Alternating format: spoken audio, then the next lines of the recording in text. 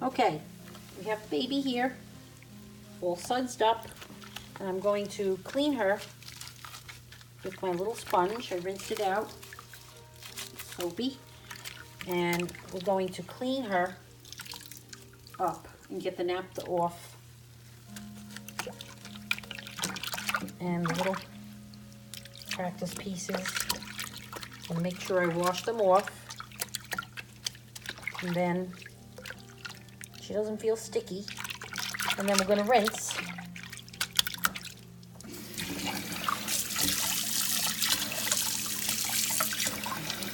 Got that sticky residue off. We're going to lay her down, him, to dry.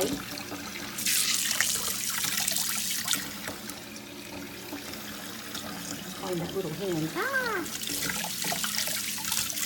Make sure that you get all the naphtha off, and you could feel that she's not sticky anymore. We're going to let this baby dry. Oh. And let her dry. And then we're going to prepare her to paint. First, she has to dry completely. Then after she's dry, you wipe her down with acetone. And you use a little brush. You don't use the sponge. You wipe her down with acetone and then let her dry completely. Then the next step is she would be ready to paint. That's when you mix your A and B in equal amounts. You add pigment. You could add a little thinner and then start painting the baby. You would start with the veins, which is the blue color. You add blue to the side of the feet, little veins on the hands. You would add some blue right here, a little in the palm, a little veining here.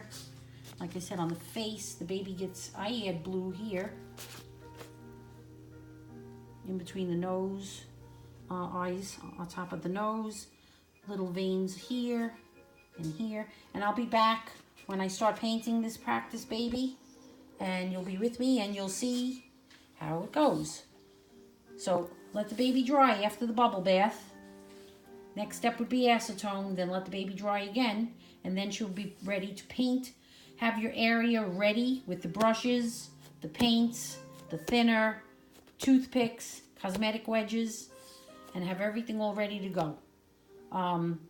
You could use cheaper paint brushes, because after you use them, throw them away because the silicone sticks to them, and just use fresh brushes. Okay? Okay. Oh, bye.